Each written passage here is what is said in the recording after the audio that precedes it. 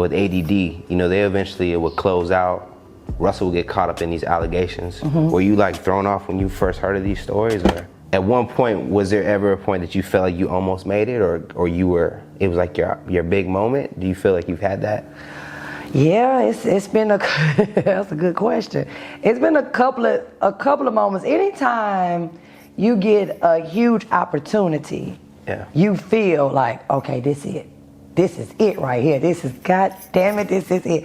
When I got on tour with Cat, and it was a big deal, you know what I mean? I did feel like, okay, boom, I'm about to break into Hollywood, I'm about to be this big star. But when I go back and look at it, every opportunity is an opportunity to elevate, you know what I mean?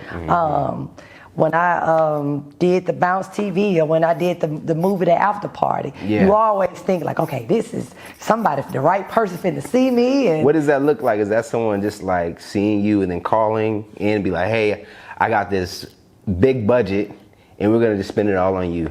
And anytime I've ever gotten an opportunity, it wasn't that nobody just randomly called me. Any opportunity I've ever got, it's always been somebody that met me on stage.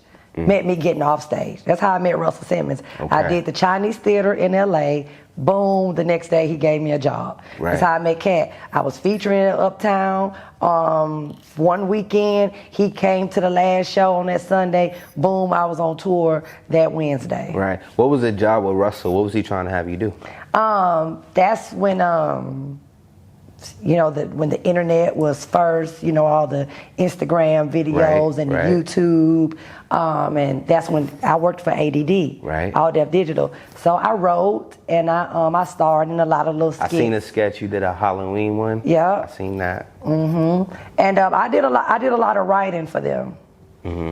I really wasn't into the internet stuff during that time. When I think back on it, especially with the road that ADD was going down, I have no regrets, let me just say that. But had I been a little bit more, I didn't want to do it. Okay. Yeah. But why'd you do it? Because I worked there. Okay. And I was getting paid. Okay, and Russell Simmons is not a bad... And Russell Simmons is, it's Russell Simmons. But I just remember just feeling like and it was a lot of talent there. Yeah. But I just remember being in the room with all the internet people thinking to myself, I'm stand-up. I don't want to do this. I just want to come here and I just want to do my stand-up. You know what I'm saying? I participated in a lot of stuff though, I did, but I didn't really put my heart into it, and I do think that I probably could have gotten a little bit more opportunity from it had I been a little bit more open-minded to it. Yeah, because the internet is super big right now, and people are coming out of nowhere, and they becoming the new stars and whatnot. Right. You mentioned Russell with ADD. They eventually it would close out. Russell would get caught up in these allegations. Were you like thrown off when you first heard of these stories, or? I was very thrown out because I was like, he never tried to hit on me, and I want my titties out to work every day. I was like, what the hell? I called Russell, was like, what you mean you out here Me Tooing people, you ain't Me Too me? I wouldn't have told nobody. But no, Russell, I didn't believe it, to be honest with you. I didn't. He was just such a great guy and a mentor, and never ever made me feel uncomfortable. It was always about my talent. He always focused on my talent, and anything that he can do for me, he did. So, the whole Me Too movement thing is just, I don't know. I have my feelings about that. I mean, the platform's yours. You're coming back from 20 years ago talking about something happened. If you didn't speak on it then, why are you speaking on it now? And you can't take the deal or the movie role or whatever it is that they offered you in the office and take the money, then try to come back and say you got Me Too. That don't make sense to me. Yeah. You can't get the Oscar and then want to come back and cry wolf. You got the Oscar.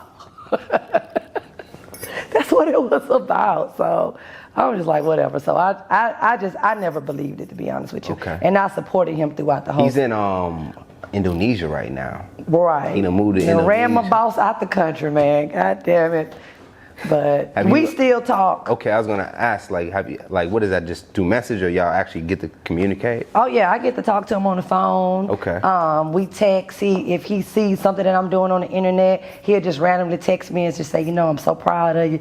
I always think you're just the funniest bitch in the world to me, and blah blah blah, all the time. Man, so he seems to be in good spirits, just for people that. He is in very much so good spirits. Because it is kind of unfortunate, because Russell is like a pioneer with Def He is. Comedy Jam and what that did for the game that we're currently in right now, Right. as far as comedy. Right. So I just had to make sure we touched on that relationship. Oh yeah, most definitely. It's still $100,000. He even told me to make jokes about it. Like I Really? told him that I had got on stage and said that he did me to me. He was like, "Please make jokes about it, Ashima, because this shit is not true."